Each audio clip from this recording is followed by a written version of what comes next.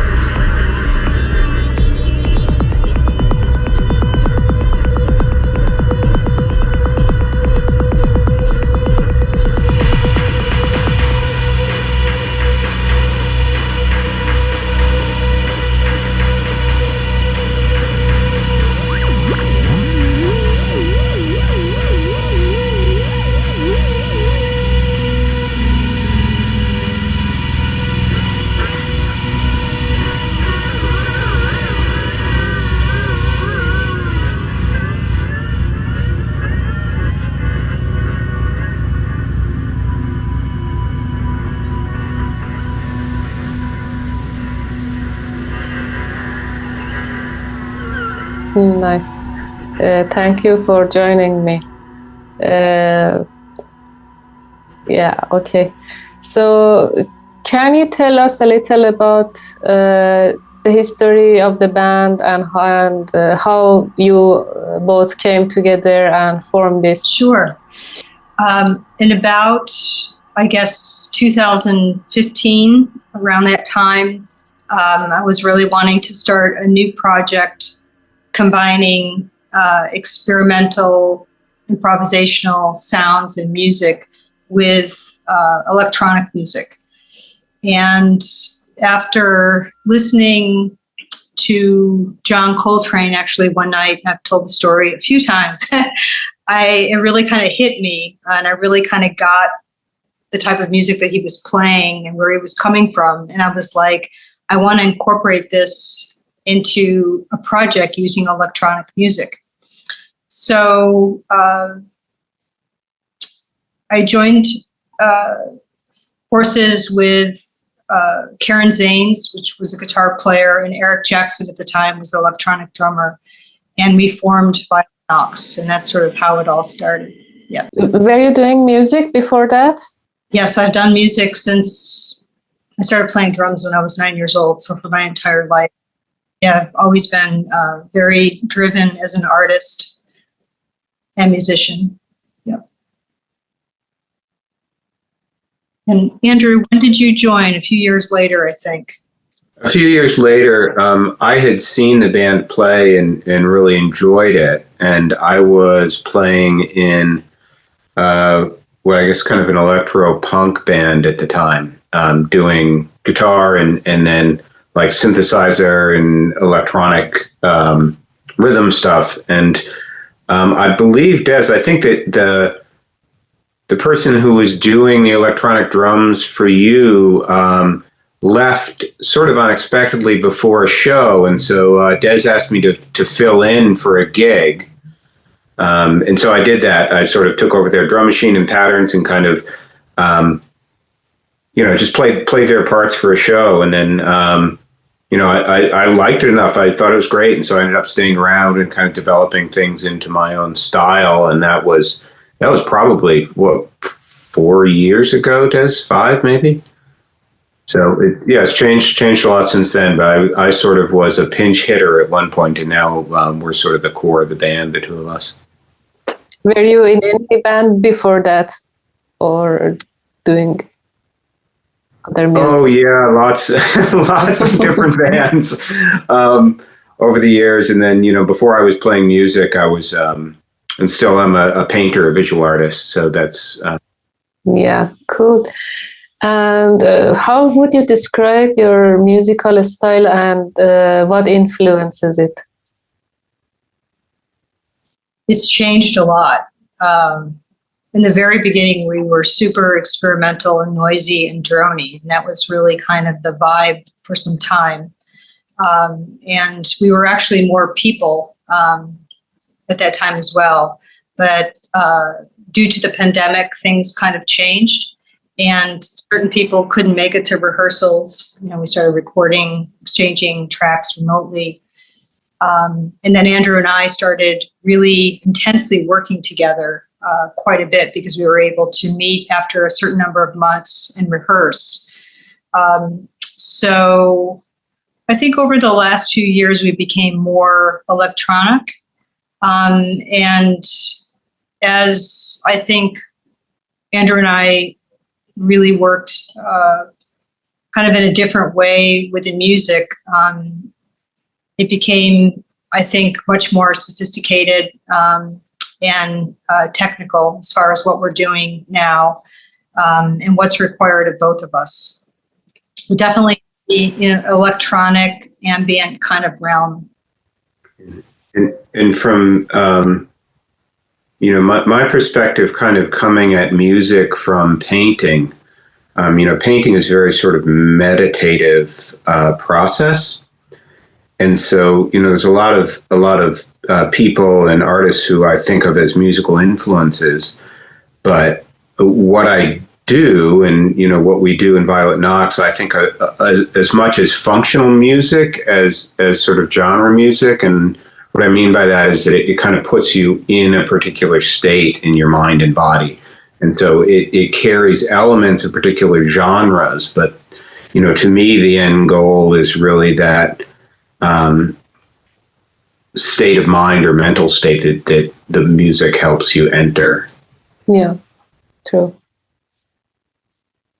And Des, you do guitar and vocals and lyrics, I think, yeah? Yes. I'm Andrew doing drum machines, synths, percussions. Yeah. Yeah, Guitar player. I've been playing guitar for the majority of my life, and then introduced a synthesizer over the last few years with lots of different pedal effects and things. Yeah. Cool. Can you please walk us through a little to the creative process of making your music from writing to recording? That one's pretty easy, actually. Usually we're, especially at this point,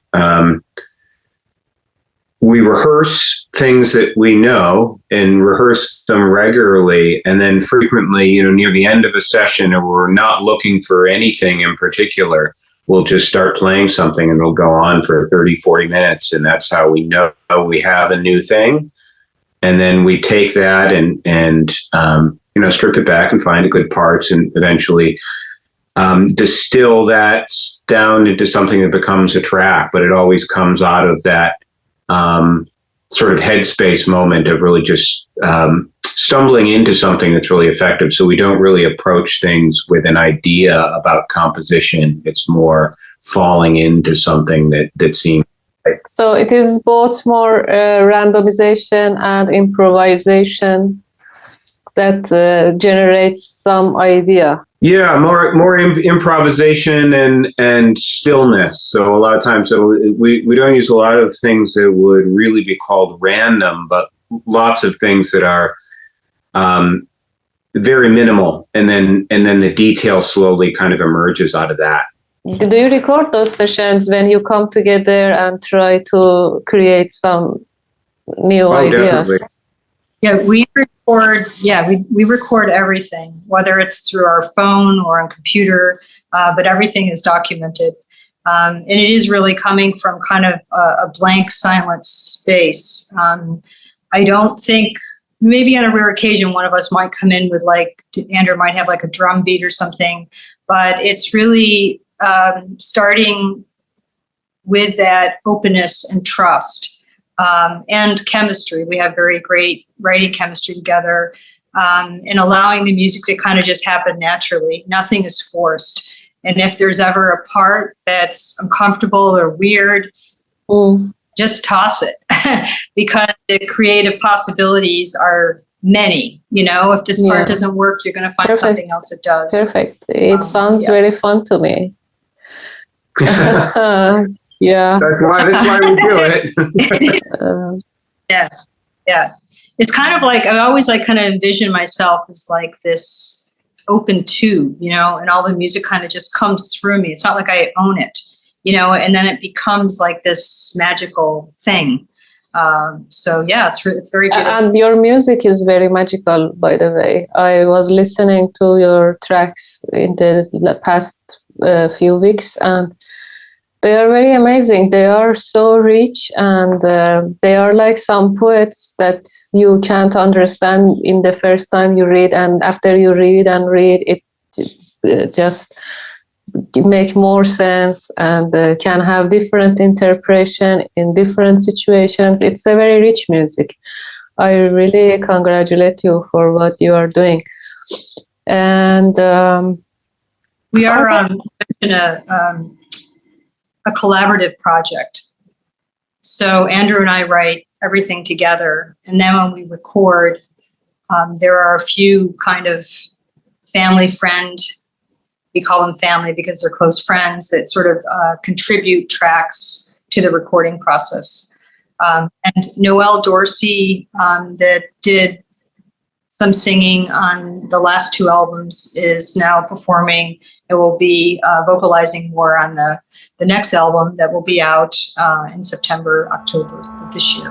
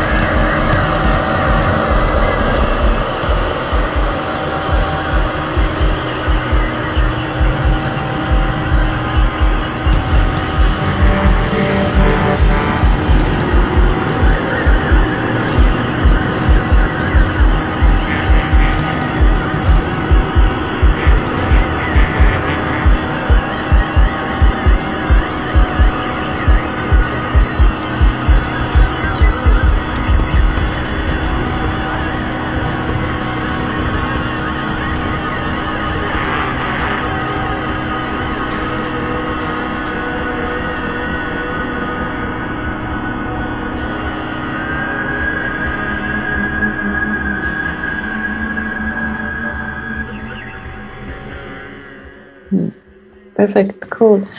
Can I ask if is there any band or musicians or bands that you get inspired by for your music?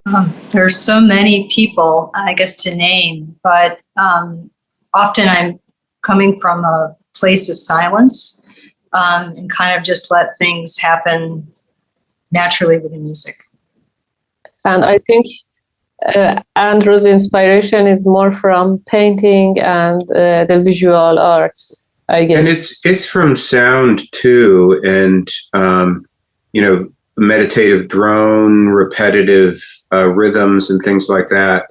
But in terms of like music, actually music that you can go out and listen to, I mention Hypnus Records from Sweden anytime I can, because they are a really remarkable minimal electronic label, and it's the kind of music where it sounds very, very simple at first listen and it's relaxing, but the more you listen to it, slowly that kind of minimal rhythm disappears and you hear this whole landscape that's there. And it's the kind of music I like, is music that expands the more that you listen to it. And then I also take a lot of inspiration from people I know who are making music that may not be widely available, but talking to people about what their intentions are and how they're doing things can be as inspiring as music itself, because you're close to their ideas and close to their creative process in a way that you aren't always when somebody's on the other side of the country on Bandcamp or something like that. Yeah, exactly. What has been your biggest challenge as a band, and how did you overcome it, if there was any, except the pandemic? The pandemic was difficult, but I think there was a point where I decided, okay, I'm either going to go crazy or I'm going to go super deep and get into my music on a level that that will be very beneficial for me.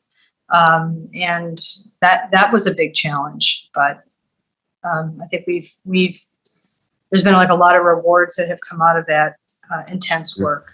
And the other kinds of challenges are maybe smaller, but in some ways constant. And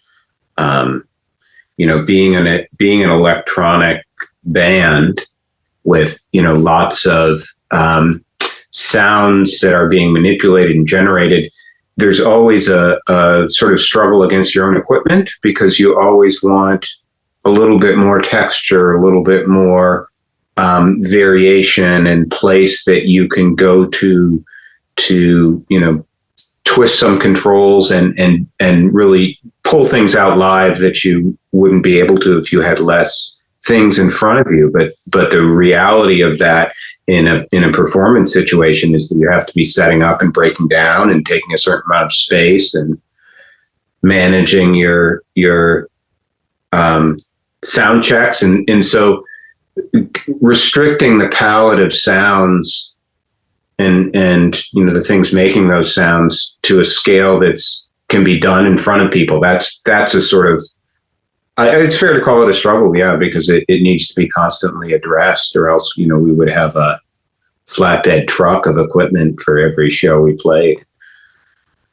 That's not feasible. We do spend a lot of time after every show and throughout the time we're rehearsing and really figuring out our setup. How can we do this better? What happened at this show? How can we perfect this? And with electronic gear, there's no guarantee that a show is going to go perfect. Something could happen and you have no idea, where's that sound coming from? How do I? Yeah. So. Talking about the shows, is there any special memories that you have from your live performances? Yeah, plenty. Probably the most recent one was we were playing a show with this organization called New England Synth Festival at the Museum of Science here in Boston. And when we showed up for the rehearsal, it was supposed to be in a planetarium dome, so seats around in this domed ceiling. When we got there, there was a power outage at the museum. Had been out for, I think, a couple of hours. And when it came back on, that entire room wouldn't work. The equipment had been taken out by the power outage, and we got moved to what's basically an IMAX theater. So it was this huge surround screen with, a little area in front for the artists to perform, but it was absolutely incredible. We thought the planetarium was going to be great, but then this screen, if you've ever been in one of those IMAXs, we had a friend doing sort of abstract video piped right to that projector, and it was absolutely incredible and such a surprise to be doing it in that space on such short notice. So, that's something I remember regularly. I also remember how nervous we both were for that show. It was a sold out show and we were headlining, but we pulled it off and it went really well. Last August, we was part of this festival in a venue in Queens, New York, close to New York City. And that was amazing. I'm really looking forward to going back there again. Cool. And I want to ask about your releases, and I'm very interested in your first release, Snow King. That was a very beautiful track.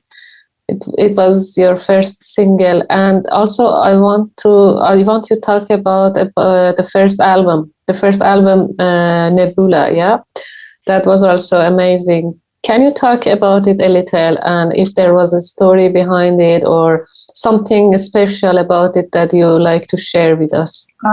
I think that at that point we were super experimental. And I remember recording with Gary Warr actually at his house and not having some of my guitar parts down and not really knowing, what are we doing? Because we just sort of improvised with that album. It was very raw. Yeah. That's talking about Nebula, and there's, the tracks were structured, but there was a huge amount of improvisation on that. That was the first record that I played on. Snow King was one of the tracks that I heard before I was in the band that I really liked. And, what I hear in that is sort of this merging of, it's really an embodiment of Dez's intention to move from this kind of guitar and punk world into this experimental electronic world. And she, still a guitar player and was, played in, punks and punk and post-punk bands, earlier in the 90s. And I hear those two influences there. And I think it's one of the things that we share is having played in those kind of post-punk noisy experiences, and the same kind of aesthetic flows over. And I think that particular song I hear is like an aesthetic transition. And I responded to it very much because I come from that same sort of world musically. Yeah. Amazing. It was really amazing. I really enjoyed the Snow King and the ambience that you created. That was perfect. And I think that song was done in just one or two takes. So whatever I heard was in the moment, which we still have that element in our music. Our songs have become more formatted as Andrew and I have kind of worked more as a duo together, but I don't think that anything would ever, start or end the exact same way. So there's always that freedom that the songs have, and I want them to have. Yeah. And I find it a little funny now that we're actually the general structures are very tight now. So we play things the same way each time. And a lot of times that people who are seeing us for the first time think that the entire thing is improvised, but it's really much more of a practiced set of discoveries.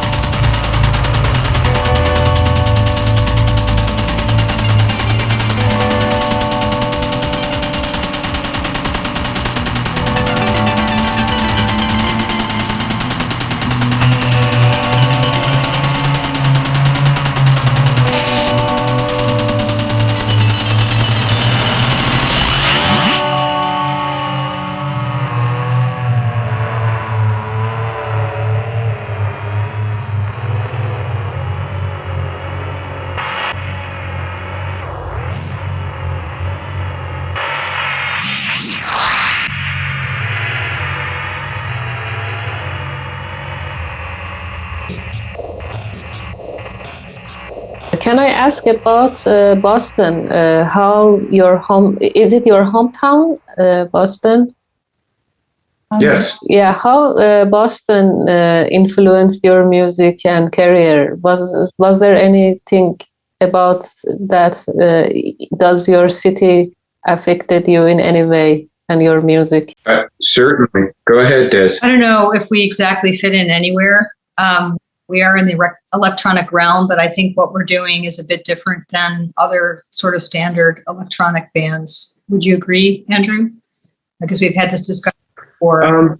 That may be true that we're not really a dance band and we're not really an experimental band, but Boston itself as a city and its sort of influence on music, I think, across the whole city, but for me particularly, is that, when I started out here, there was, loft spaces available and cheap areas for people to play music.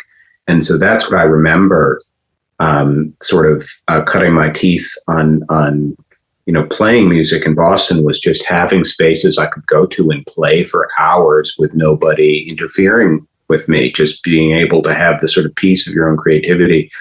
And that sort of formed the base of what the music scene was here in Boston. And it's tragic to see that is changing here, because the city's becoming very expensive. So those spaces aren't available anymore. So people move to the outskirts of the city to find, warehouse spaces and industrial basements and things, those places where you can make a lot of sound and not be worried in ways that will inhibit your creativity. So, we're sort of, Boston's at a turning point in terms of figuring out how sort of underground music is going to be able to live here. I also produce, organize events. So we are very much a DIY project.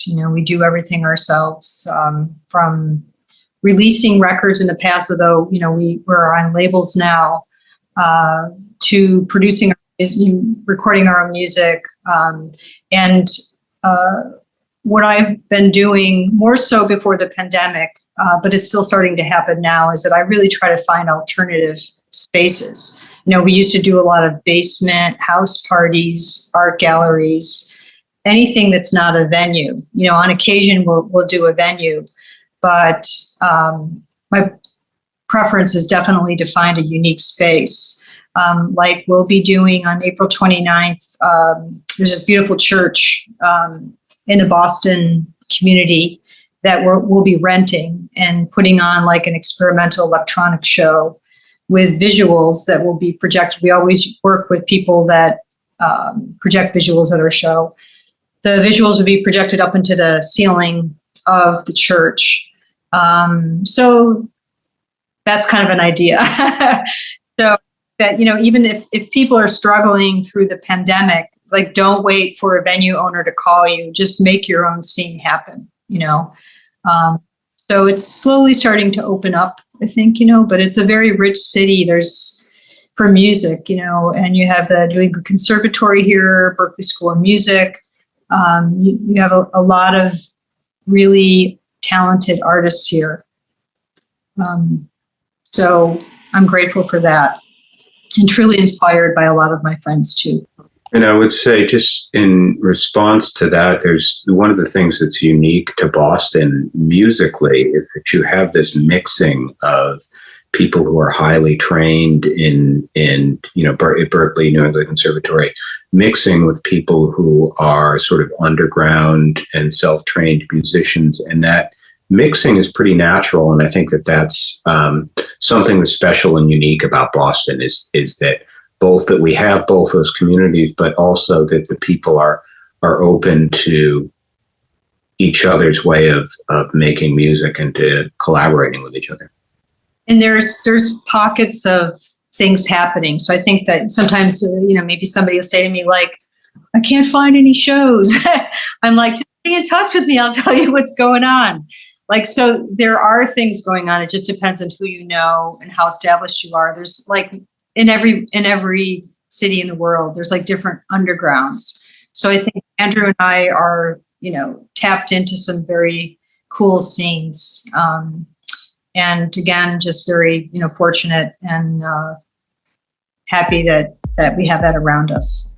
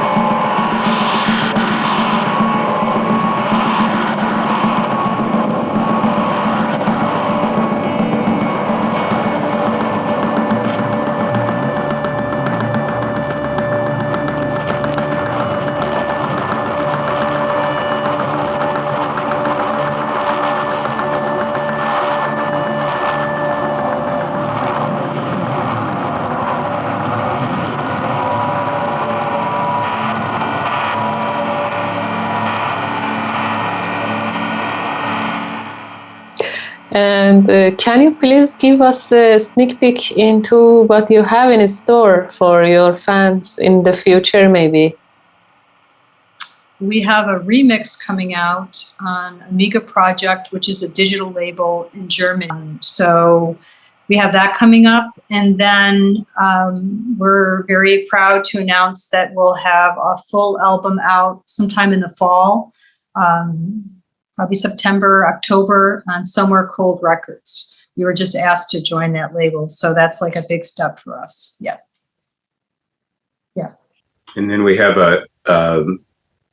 another show at the Museum of Science coming up. We're allowed to say this, right? Yeah, it's announced.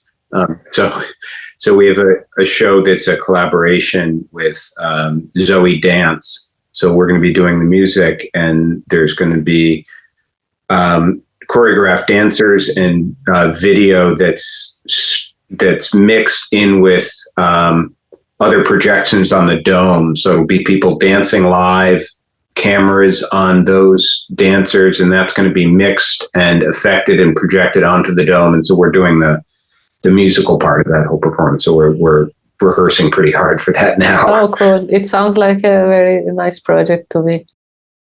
Can you talk about any particular song or album that from your own productions that holds a special place in your heart? I think Future Fast, which actually I'd like to send you through the mail. Hard copies of the CD so you could actually have them. But I think Future Fast was a very meaningful album.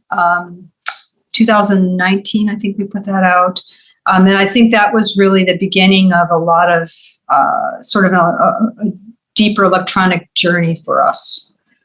And that sort of manifested into kind of taking the next step. Yeah. It was a 4-tracks EP. You released it on January 2020 with the Slip Views. And there's the track that comes to mind for me is Selene, which was one. Yeah. And it was sort of the first collaboration we had done with Noel Dorsey. And I remember just going through a lot of iterations. It was a lot noisier and much more rhythmic before it went to her. And when her vocals came back, they were so beautiful that in the mixing, we ended up just basically stripping almost everything out with the exception of this kind of like loopy saxophone sounding thing and loop underneath and Dez's guitar, and there isn't much else in there for music, but I just like those vocals just hit me so hard. Cool. I get to the last question. Can you share any advice for aspiring musicians and those looking to pursue their career in music? Yeah, and to continue to work hard, believe in your dream, and really try to do as much yourself as possible. Don't rely on other sources, waiting for a record label to sign you or a club owner to book you. You know, really create that world that you want to have happen, and just do it. Yeah, I would say decide where you want to be. Like decide where you want to live as a musician and work on being there, because so many people play music in all kinds of different spaces, both different physical spaces, head spaces, electronic spaces, and just figure out where you want to be and pursue that, because otherwise the goal is too broad. Okay. All right. Great. Thank you. Thank you. We appreciate this so much. Grateful for your time. And the pleasure was mine. Yeah. And it's been a super pleasure to meet you and spend time with you. Thank you. Thank you too. Have a great evening. Bye-bye. You too. Bye-bye. Bye-bye. Bye-bye.